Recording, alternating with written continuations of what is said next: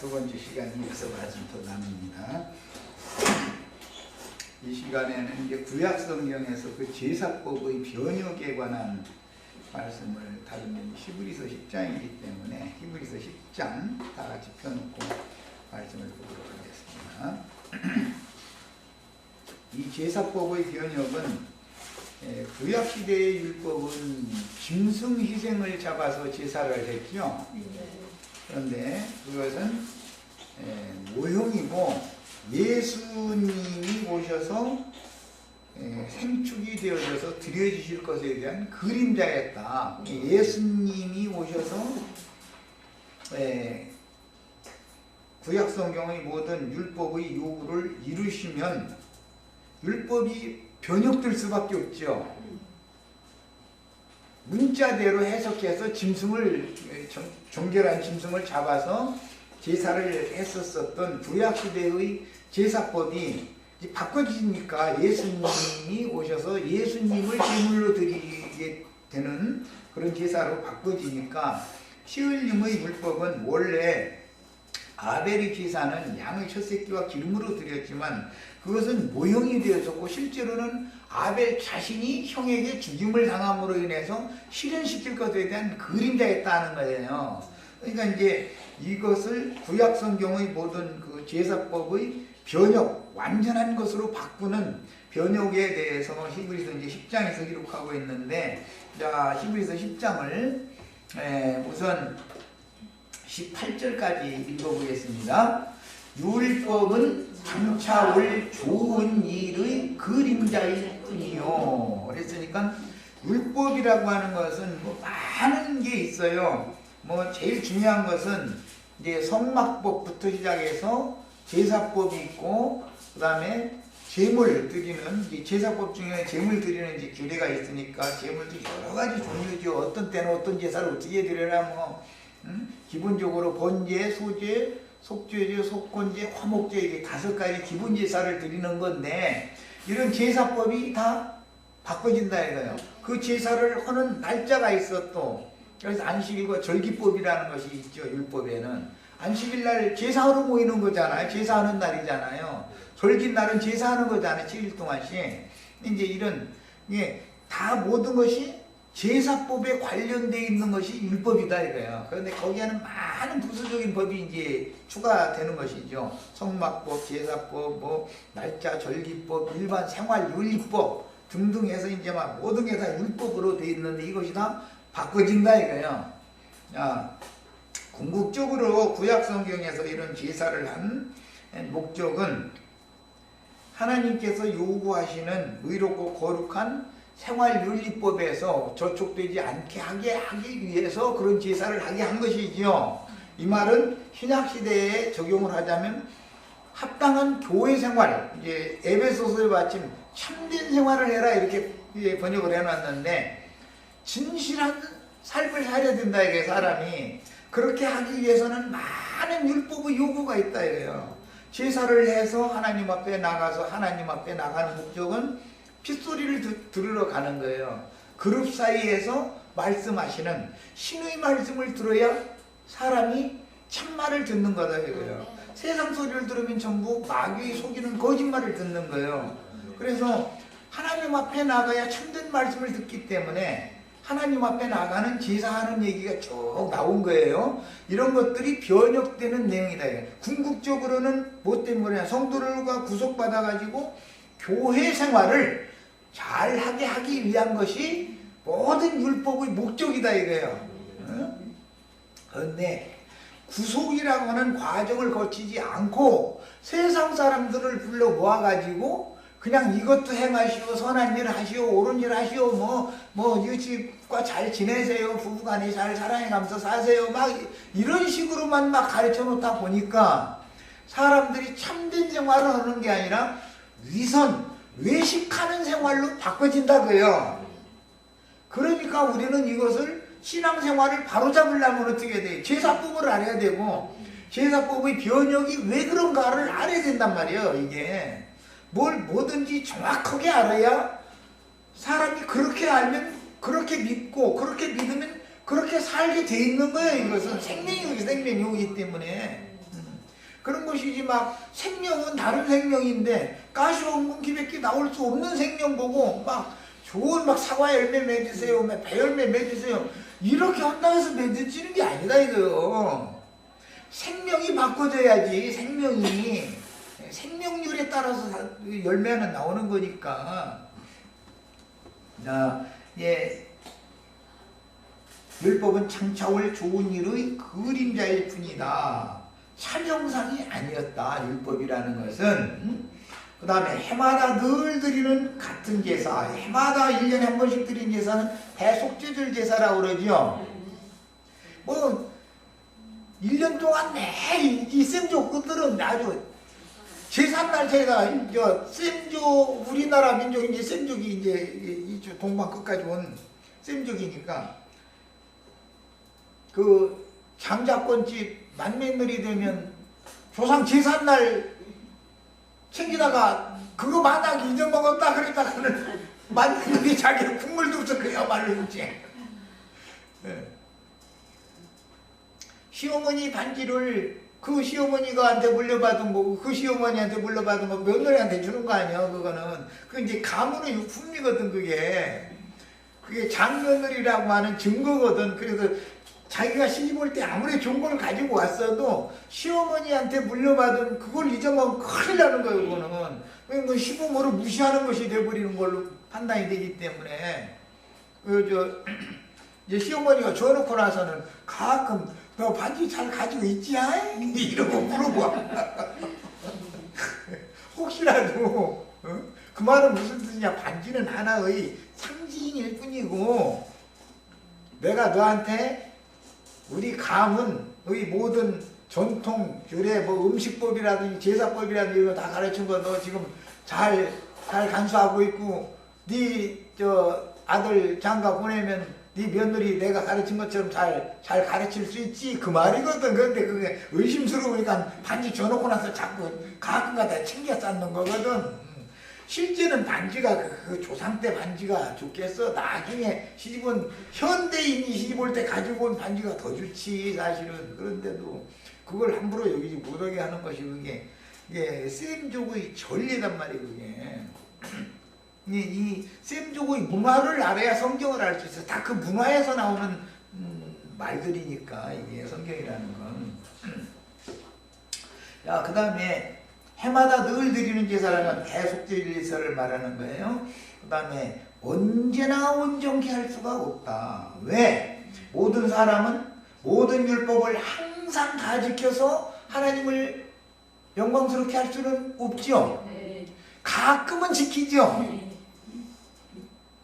모든 율법을 다 범하는 사람은 없어요. 그냥 안 믿는 사람도 하나님의 요구를 대부분은 지키죠. 안 믿는 사람도. 그런데 사실은 세부 항목으로 들어가면은 항상 다 지켜서 하나님의 영광이 이룰 육체가 없는 거지. 무언가에는 걸리게 돼 있어 이게 율법이라는 건. 이제 그거 하면 속여야 되잖아. 다 지킨 것처럼 해야 되니까. 이것이 위선자다 이거예요. 그렇지 아니하면 섬기는 자들이 내기 단번에 정결케 되어 죄를 깨닫는 일이 없으리니. 이 단번에 정결케 되는 것은 이게 이제 믿음의 비밀이다 그래요.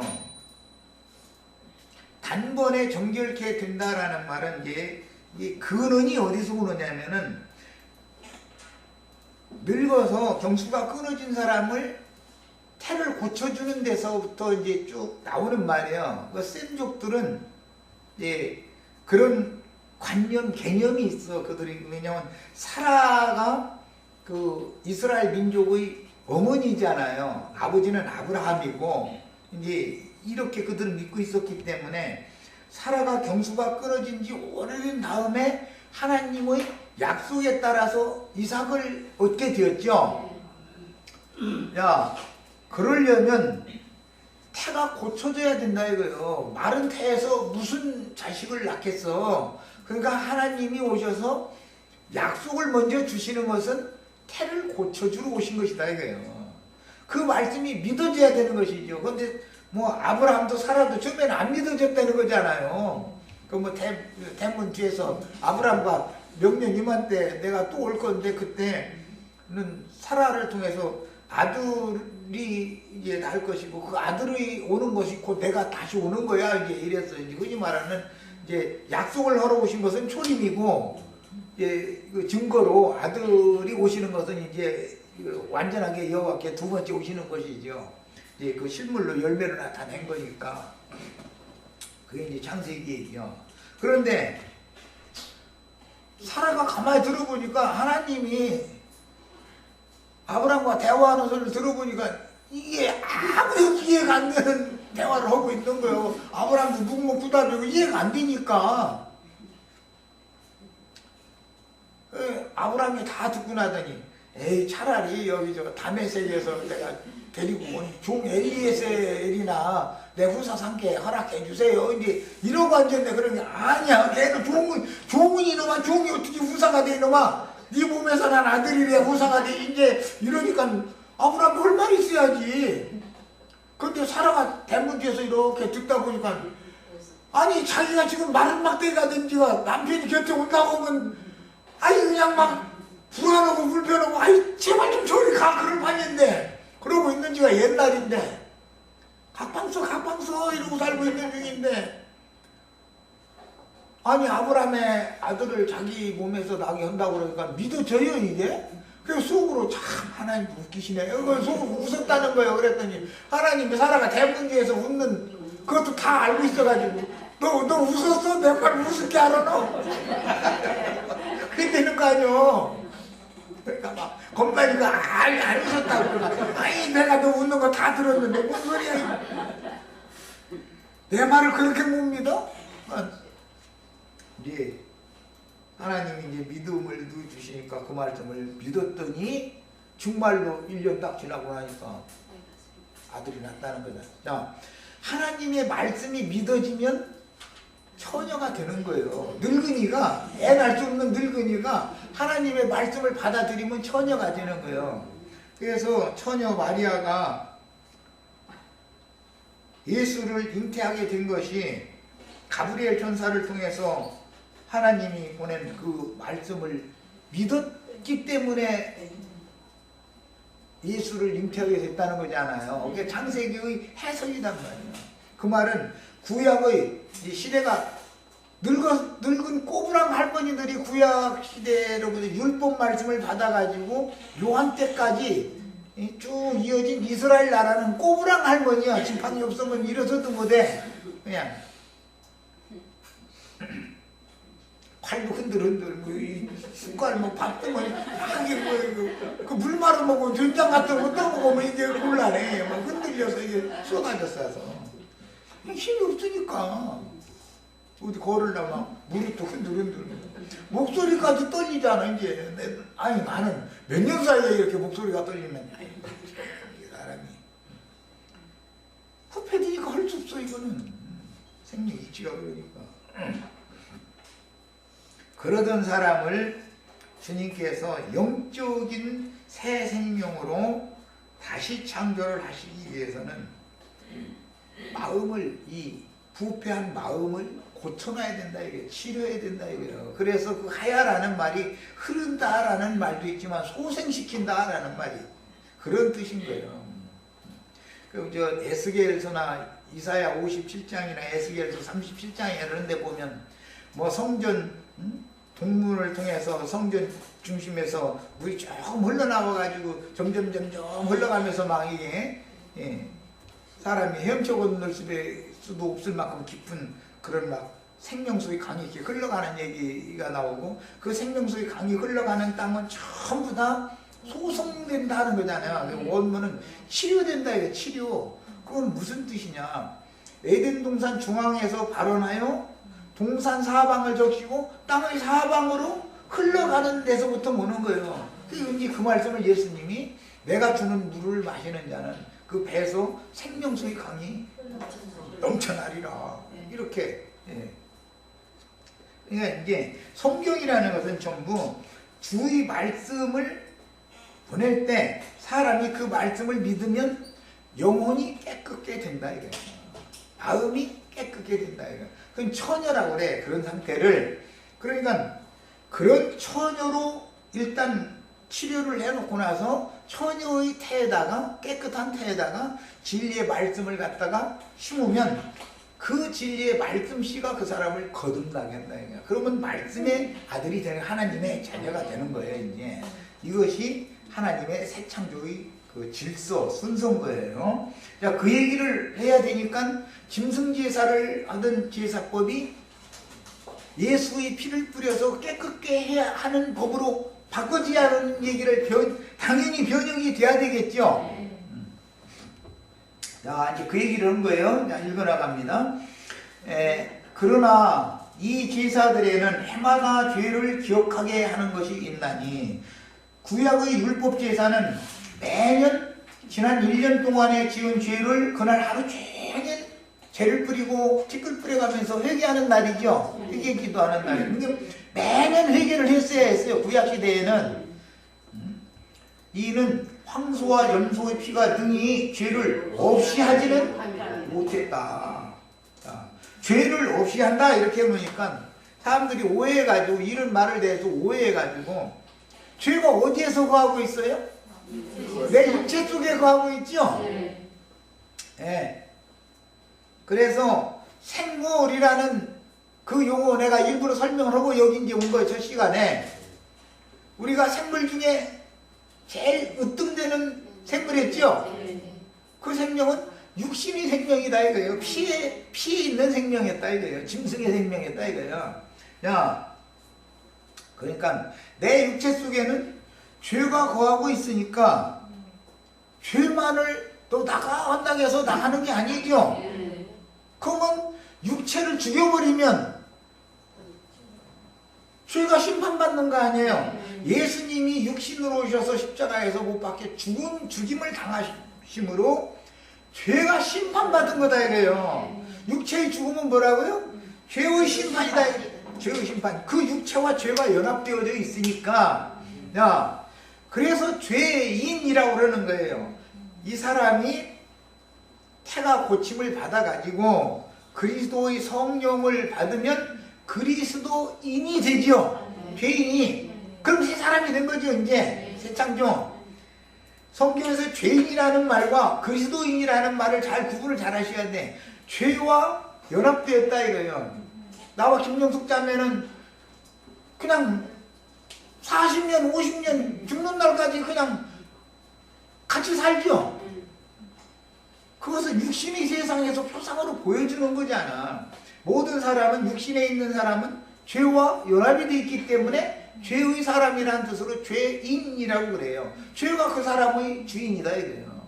나도 현재가 김영숙 자매의 주인이잖아, 머리잖아. 그러니까 김영숙 자매가 아무리 마음대로 하고 싶어도 나도 현재가 누워면 안 되는 거잖아. 머리를 거슬리고 뭘 할 수는 없으니까.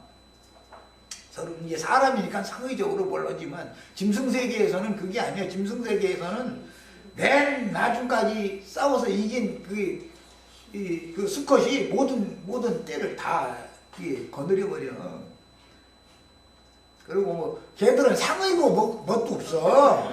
걔들이 상의가 어디가 있어. 지가 원하면 가도 지못대로 해버리지.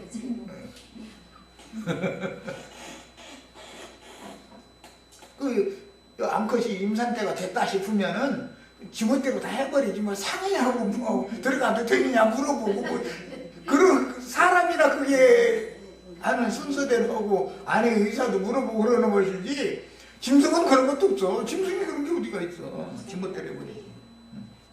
그러니까 짐승이야. 이런 것처럼 구약시대의 제사라는 것은, 짐승의 피를 뿌려서 제사를 하는 것은 장차 이루어질 좋은 것들이 그림자이기 때문에 죄가 없어지게 하는, 죄를 심판에 뿌리는 것이 아니고, 죄가 또 살아나니까 1년마다 한 번씩 매년 죄사함을 또 받아야 됐다는 거 아니에요. 그런데 이 제사로는 죄를 없이 할 수가 없었기 때문에 이스라엘 백성들은 여전히 죄인이다 이 말이에요. 지나간 죄를 용서받았어도 또 죄인인 거예요. 이것이 기독교계의 전도다 이거예요. 그죠? 아까 첫 시간에 내가 그 얘기 계속 한 거예요. 그런 회개는 예수 안 믿은 사람들이 더 잘한다니까. 목사님이 하라고 하는 회개를 하는 것은 예배당에 안 다닐 때는 양심이 그래도 가책을 받으면은 속으로 탄식이 가면서 이거는 아닌데 내가 이 짓을 계속해가지고 내가 사람으로서 하늘에 머리를 두고 사는 사람으로서 이거는 아니잖아 하고 본인이 다 알아. 하나님의 성령은 알고 사람은 속사정은 사람의 양심이 안다 그랬어. 그 모르면 그건 말도 안 되는 거야. 그런데 기독교인이 되면 죄 없는 놈 나와보라고 그래. 이제 이렇게 돼버려. 우리는 구원 받았다 이렇게 그냥 세뇌를 막 시켜버리니까. 그래서 구원을 어떻게 받았습니까? 하고 물어보면 예수의 피로 이제 어느 정도 아는 사람은 예수의 피로 구속받아가지고 복음 말씀이 믿어져서 구원받았다. 우리 거듭났다는 게. 그게 이제 구원파가 전하는 아주 참 너무 간단하고 쉬운 복음이라는 거예요. 그런데 예수의 피가 어떻게 나를 깨끗게 했는가? 나의 죽은 태를 어떻게 살려놨는가, 고쳐놨는가? 그거에 대해서 딱 물어보면은 예수님이 2000년 전에 골고다 언덕에 올라가서 피와 불을 다 쏟고 죽었지 않냐? 그걸 믿기만 하면 구원받는 거 아니냐? 이제 이렇게 나오는 거예요. 그 교리적으로는 너무 맞는 말이에요, 그게. 그런데 그 예수의 피는 지금 골고다 언덕에 가면 그 예수의 피가 있어요, 없어요? 비바람에 다 실겨나가고 소나기 한 줄기면 언덕에 싹 휩쓸려가고 없어져 버렸어. 그 예수의 피를 뭘 어떻게 했다는 거예요. 이것이 복음 말씀을 바르게 가르침 받아서 마음에 믿어졌다. 말씀이 믿어졌다라는 말을 피 뿌림 받았다라고 말을 하는 것이지, 골고다 언덕의 피를 백날 얘기해도 소용, 그건 역사적인 사건이지, 표적이지, 그것이 오늘을 살고 있는 나의 영혼을 깨끗게 할 수 있는 건 아니지 않냐 이 말이야. 그래서 사도행전 15장에 보면 베드로가 나로 하여금 전도를 복음의 말씀을 전하게 했고 이 말씀을 믿은 자들의 마음을 깨끗게 해주셨다. 정확하게 이렇게 말하죠. 베드로 전서에서는 영혼을 깨끗게 했다.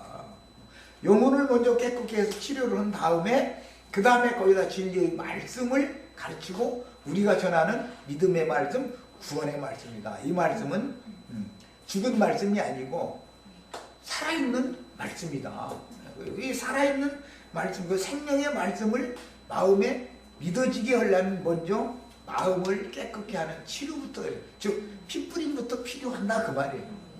이게 구약시대에 성소에 들어가서 대제사장이 속죄소와 속죄소 바닥의 지성소 바닥에 피를 이렇게 뿌렸던 것은, 그것은 내 양심과 마음에 피를 뿌리는 것을 상징하는 얘기고, 그걸 통해서 하나님과 나 사이의 계약이, 언약이, 너는 내 것이고 나는 그리스도의 것이 됐다. 지금까지는 내가 나도 모르게 나의 주인이 누구였냐면 죄였는데, 마귀였는데 이제부터는 내 주인이 바뀌었다. 신이 바꿔졌다. 이것이 딱 믿어진 사람에게 피뿌림이 적용되는 얘기다 그런 말이에요. 자, 이제 더 읽어나갑니다. 그래서 이는 황소와 염소의 피가 등이 죄를 없이 하지 못함이라. 그러므로 주께서 세상에 임하실 때에 이르시되 하나님이 제사와 예물을 원하시지 아니하시고, 이건 이사야서에 이 말씀이 나와 있죠. 천천만마리 짐승 잡아가지고 강수와 같은 피를 흘리고 기름 갖다 뿌리고 하는 거 나는 원하지 않는다. 거기 이사야 1장에서 이렇게 인용하는 말이에요. 이게 이제 호세아서에서도 또 인용했고 여러 번 인용이 됐죠.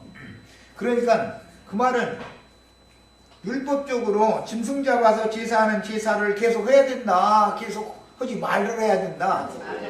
어느 때가 기한이 되면 그 제사를 끝내고 예수 그리스도가 제물이 되어지고 제사장이 되어지고 제사로 드려진 사실을 우리가 믿음으로 말미암아서 온전케 되는 제사법의 변혁이 온다 그 말이란 말이에요. 이게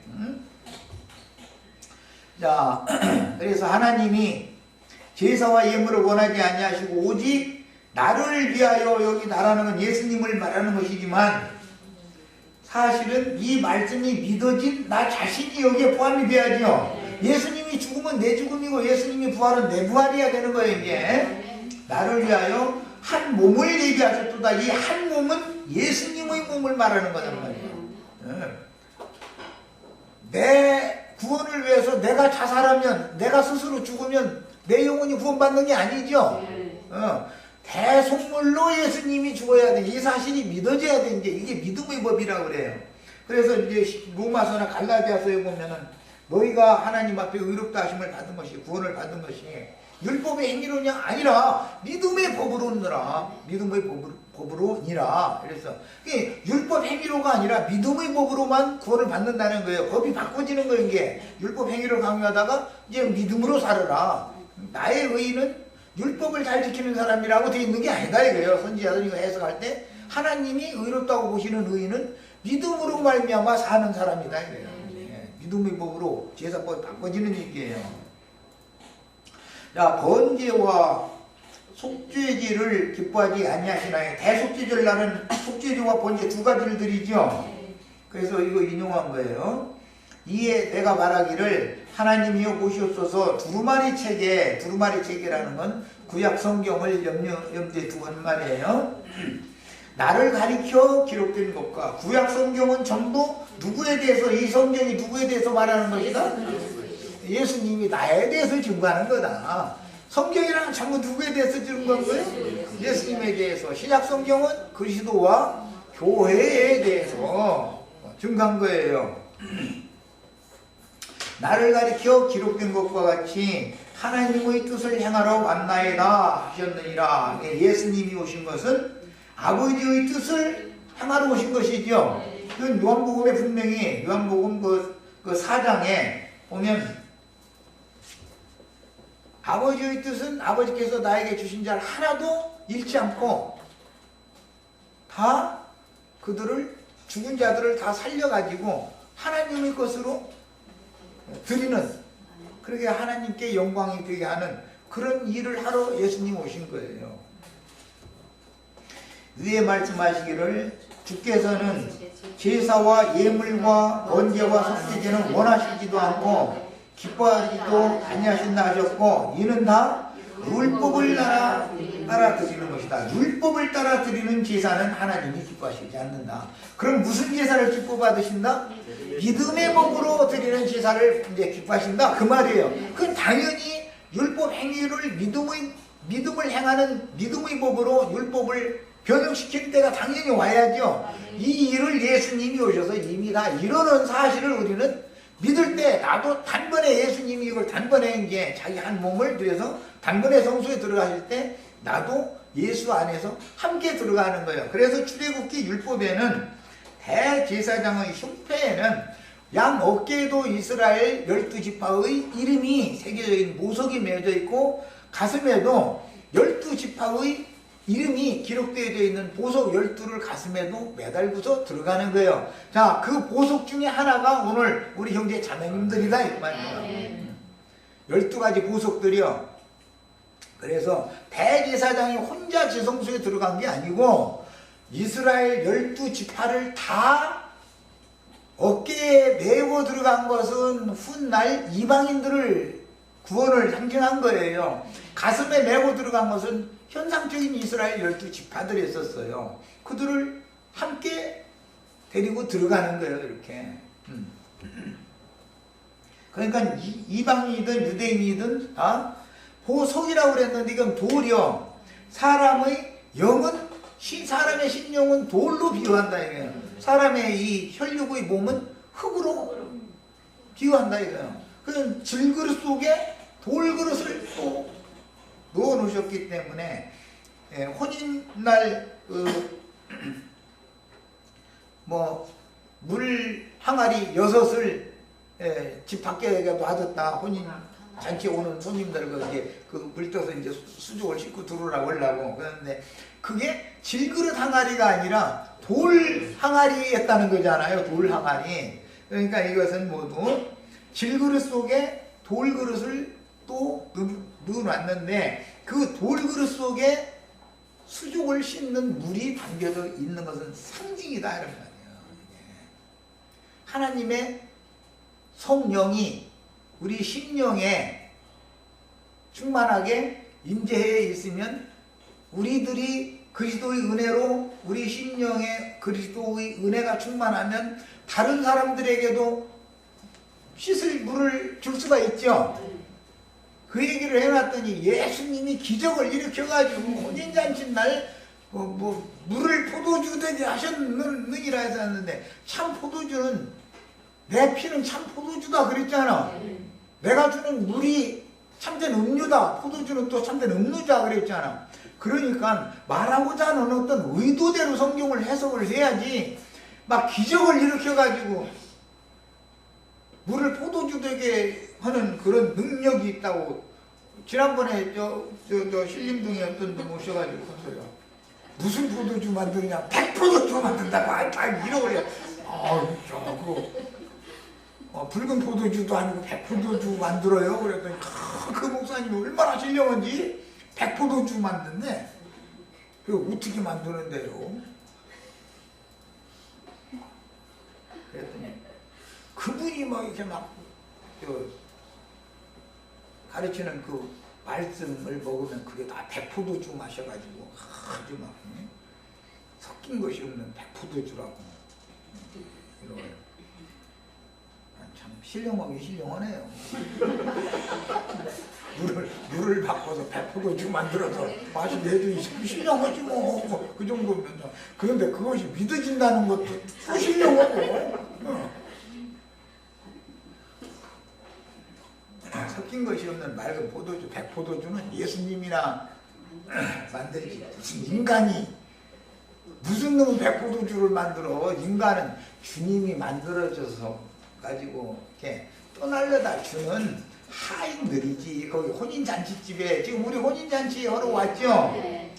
예수님이 신랑이고 나는 주님이 이미 만드는 포도주 떠다가 이렇게 마시라고 술 시중 드는 사람이지. 내가 무슨 포도주를 만들어 말하자는 거예요. 그런데 그 믿어지는 사람이나 그렇게 가르치는 사람이나 신령하기는 하지만 지나치게 신령해 그게.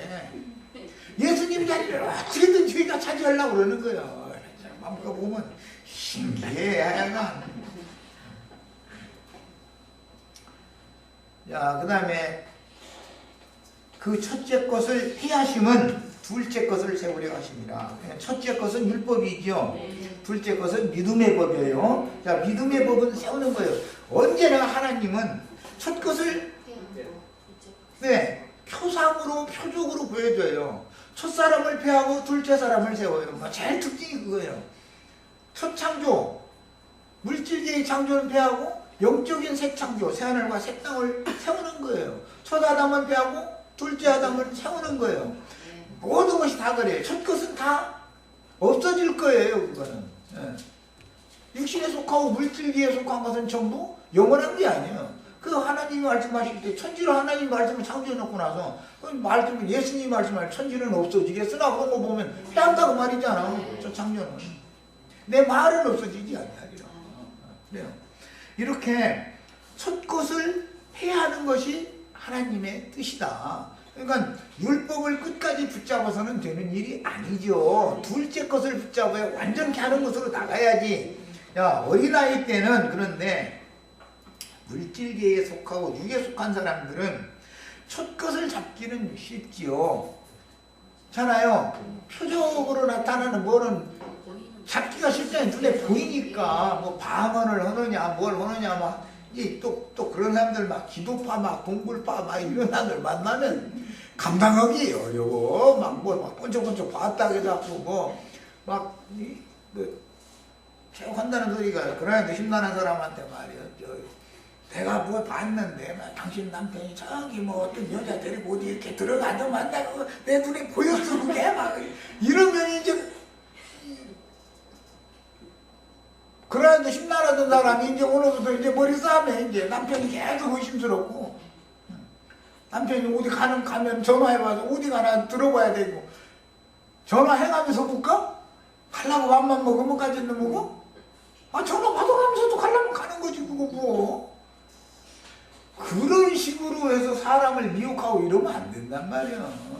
진리의 말씀을 뭐 계시를 받아가지고 말씀을 깨닫게 해주는 것이 뭘 진짜로 영원하고 완전한 걸 보여주는 것이지. 그 계시전이 계시를 해야 되는 것이 육의 세상에서 막 남 비방하는 거 뭐 이런 거나 막 뭐가 보였다 해서 자꾸 이러면 안 된단 말이야. 사도들이나 선지자들은 하나님의 말씀을 받은 것을 이상을 깨달아 가지고 계시를 함께 받게 하기 위해서 말씀을 전했지, 그런 이상한 그런 무슨 복술자들이 하는, 점쟁이들이 하는 그런 것을 한 것이 아니잖아요. 그러니까 언제나 첫 것은 앞에 5장 6장에는 어린아이들 의의 말씀을 경험하기 전에, 완전한 대로 나아가기 전에 말씀을 받아서 받은 모든 첫 것들은 다 폐해진다는 거잖아. 제일 중요한 게 장성한 자가 되면 자연히 폐해진다는 거예요. 세상 나라 이치를 봐도 어린아이 때 사탕 뭐 과자 뭐 이런 것만 늘 소망하고 그걸 갖고 있던 사람도, 그걸 붙들고 안 놀라고 하던 애기도 그거 누군가가 뺏어서 나눠주라고 울고불고 다 알려. 지 친구들끼리 좀 같이 나눠주려고 그러면은 차라리 한 봉이 별도로 사다가 주는 게 낫지, 그거 뺏어서 주려고 하면 뺏기려고 하나게가. 그런데 청년이 되면 그걸 뭐 나눠줘라 말을 할 것 없이 그 자체를 관심을 안 가지니까, 관심 많은 바가 다른 거니까. 그래서 완전한 데 나아가는 도를, 믿음의 도를 영혼의 말씀으로 바꾸야만 율법이 폐해지고 믿음의 법이 오게 돼 있는 것이다. 어린아이 때는 여전히 육신에 속해 있는 사람들이기 때문에 육신의 일을 생각을 하고 땅의 일을 생각을 하는 것으로 그 사람이, 그게 습관이 된 사람인데 이 사람한테 이것을 강제로 뺏어서 옮길 수는 없는 거 아니야.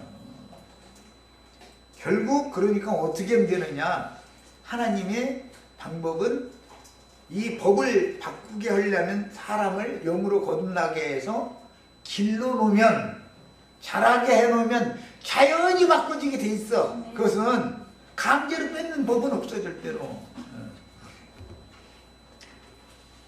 신학교 교리 뭐 이런 것이 좋다고 그거 막 붙들고서 그건 놈 죽는 줄 알고 이런 사람한테 당신 그 목사 책임 내려놓으셔야 됩니다. 성경에 목사라는 단어가 있지도 않고요. 만약에 이렇게 됐든가 해버렸다가는, 그러면 목사가 없으면은 예수 믿는 사람이 전도는 누가 하느냐 이러고 합니다. 아니, 목사만 전도합니까? 목사 아닌 사도들은 목사 아닌데 전도 있지 않습니까?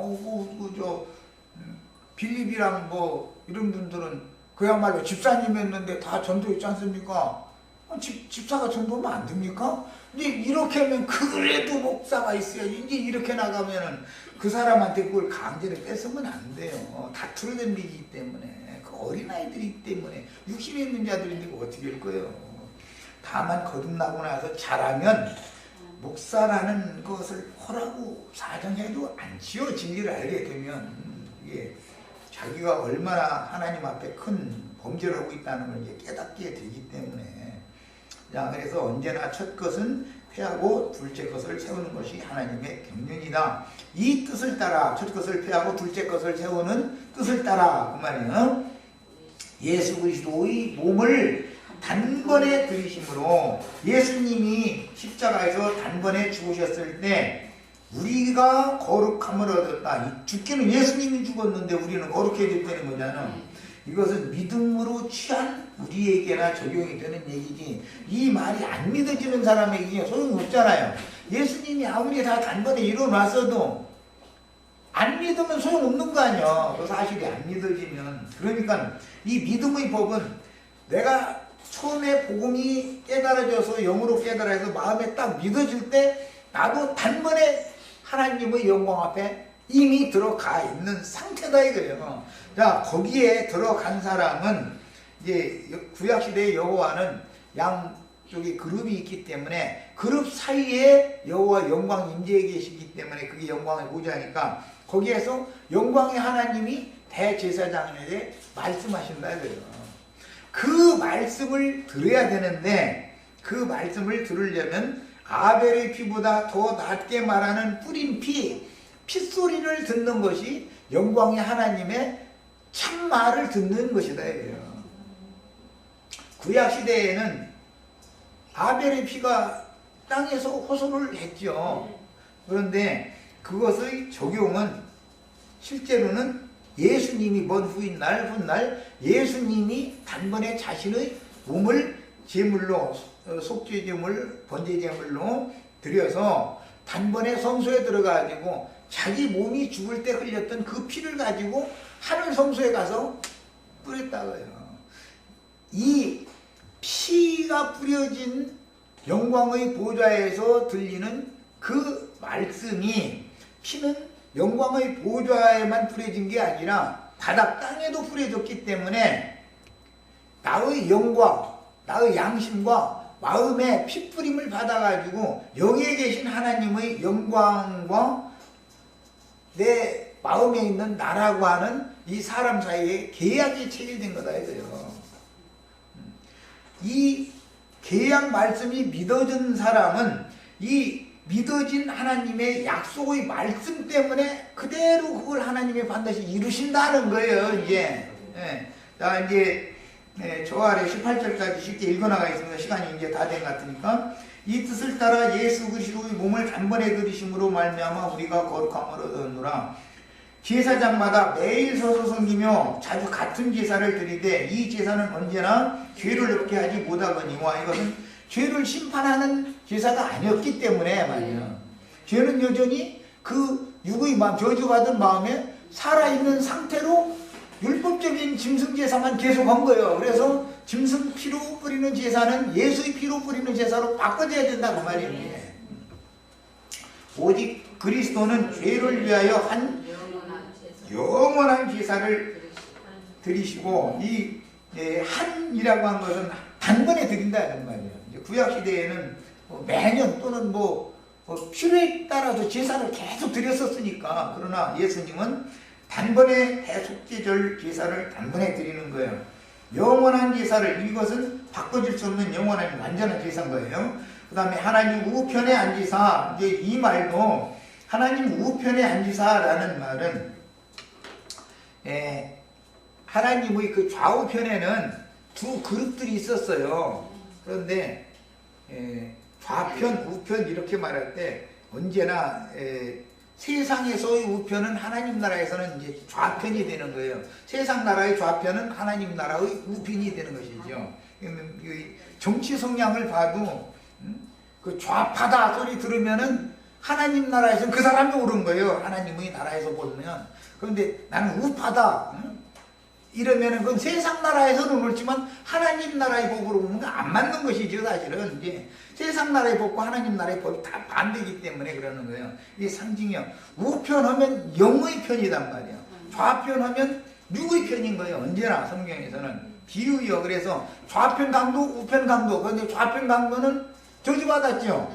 우편 강도는 네가 오늘 나와 함께 낙원에 있으리라 그랬잖아요. 예, 우편 강도는 예수님의 영광 한 영이 된 사람이고 좌편 강도는 세상의 영광만 한 영이 되어 있는 사람이기 때문에 예수님의 영광 한 영이 될 수가 없는 것이죠. 그런 뜻에서 예수 그리스도의 그 살려주는 영은 육체로는 죽었지만 영으로는 무궁한 생명의 능력으로 말미암아 부활되셔가지고 하나님 편에 하나님과 하나가 되었다라는 말이지 오른편 왼편 이것을 나누는 얘기를 하는 게 아니다 그런 말이에요. 하나님은 영이니까 하나님과 예수님이 하나님의 영광에 다시 들어가신 거예요. 그런 상태예요. 자, 오직 그리스도는 죄를 위하여 한 영원한 제사를 드시고 하나님 우편에 앉으사 그 후에 자기 원수들을 자기 발등상 되게 하실 때까지 기다리시나니 예수님의 원수는 우리들의 원수죠. 그 우리들의 원수는 우리들이 사탄을 로마서 그 16장 마지막 절에 보면 이거 그 나오죠. 사탄을 속히 너희의 발 아래 상하게 하시리라. 예수님이 머리가 이기셨는데 몸이 찔찔매고 있으면 안 되는 것이죠. 그런데 몸이 이기게 되려면 기다려야 돼. 단번에 믿어서 구원을 받았지만 완전히 이기는 자가 될 때까지는 영혼, 몸 전체가 다 온전한 구원을 이루어야만 되기 때문에 주님이 이걸 이제 기다리게 되는 얘기가 나온 것이고, 이거는 하나님의 경륜에 속한 문제예요. 그 다음에 그가 거룩하게 된 자들을 한 번의 제사로 영원히 온전하게 하셨다. 그냥 단 한 번 제사 드린 것으로서 제사를 또 드릴 필요 없이 완전한 제사를 해버렸다 이거예요. 이것은 이제는 믿는 이들은 믿음으로 취하면 되는 얘기죠. 짐승 가지고서 성막에 회막에 날마다 갈 필요가 없는 거예요. 이제 자, 주께서 이르시되 그날 이후로는, 이건 약속이에요. 이 단번에 이룬 속죄 사실이 마음에 믿어진 사람들에게 주시는 약속이에요. 그날 이후로는 그들과 맺을 언약이 이것이라. 언약이라는 것은 구약 성경에서는 혼인을 위해서 계약 체결을 하는 것이죠. 신랑집과 신부집이 혼인 약속을 맺는 것에서부터 오는 거예요. 오늘 우리는 지금 언약을 받은 백성이죠. 아직 시집은 가지 않았잖아요. 자, 언약이 이것이라 하시고 내 법을 그들의 마음에 두고 그들의 생각에 기록하리라 하신 후에 또 그들의 죄와 그들의 불법을 내가 다시 기억하지 아니하리라 하셨으니 이것들을 사하셨은즉 다시 죄를 위하여 제사 드릴 것이 없느니라 그랬어요. 그러니까 이것은 우리는 구속받은 성도들은 약혼이 성립된 사람이다 이거예요. 지성소의 속죄소와 지성소 바닥에 양쪽에 피를 뿌리는 것은 하나님과 이스라엘 백성들 사이에 계약 체결, 혼인 약속을